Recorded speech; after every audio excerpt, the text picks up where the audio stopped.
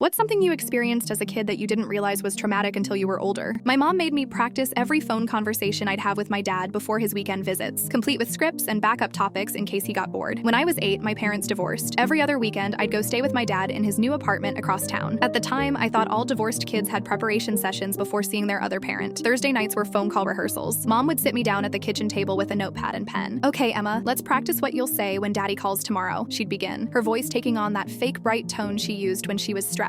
She'd made me a list of conversation starters written in her neat handwriting. Ask about his work. Tell him about your good grades. Don't mention money problems. Don't talk about mom's job interviews. If he seems quiet, ask about his golf game. I'd practice the conversations out loud while mom played my dad, responding the way she thought he would. "Hi, Daddy. How was your day?" I'd say. "Good, sweetheart." Mom would respond in a deeper voice. "I got an A on my math test, and my teacher said I'm really improving in reading." If I forgot one of the important topics or mentioned something on the don't talk about list, we'd restart. Mom would explain that Daddy was very busy and important, and we needed to make sure our conversations were interesting enough to keep his attention. "Remember, he has a lot on his mind with work and his new life. We want him to enjoy talking to you, not feel like it's a chore," she'd say, writing down additional conversation topics. "What if you tell him about the book you're reading? Men like it when their daughters are smart." I had backup topics in case he seemed bored. 3 funny stories from school, memorized perfectly. Questions about his hobbies. Compliments about how smart and successful he was. I even practiced different ways to say "I love you," so it sounded natural instead of rehearsed. Saturday visits required preparation too. Mom would quiz me over breakfast. "What if he asks about school? What if he mentions his girlfriend?" I thought this was normal. I thought all kids practiced being interesting enough for their parents to want to spend time with them. The phone calls were performances. I'd sit with my notepad, checking off topics. "Did you remember to ask about his weekend plans?" Mom would whisper after I hung up. When I was 12, my best friend Sarah mentioned calling her dad spontaneously just to tell him about a funny thing that happened at school. "You don't practice first?" I asked, confused. "Practice what?" she said, looking at me like I was crazy. That's when I realized normal parent-child relationships don't require preparation. Normal parents want to hear about their children's lives without needing to be entertained. Normal kids can call their parents without scripts. I started noticing how my friends talked to their parents, casually, naturally, without fear of being boring. They didn't need to be on all the time. By high school, I understood what my mom had been doing. She was so terrified that my dad would lose interest in me that she trained me to be a performing seal instead of just being his daughter. The conversations rarely went according to script anyway. Dad would get distracted or seem preoccupied no matter how perfectly I followed the plan. When I was 16, I finally asked my mom why we'd done all those practice sessions. She broke down crying. "I was so afraid he'd stop calling, stop visiting, stop loving you if you weren't perfect. I thought if you were interesting enough, funny enough, he'd want to stay in your life." I realized my mom's own childhood had been filled with performing for love, earning affection through achievement. She'd passed her trauma to me without realizing it, teaching me that love was something you had to work for, not something you deserved just for existing. Now I'm a mother myself, and my daughter calls her dad whenever she wants to share something, complain about her day, or just say hi. No scripts, no practice, no performance, just a kid being herself with someone who loves her unconditionally.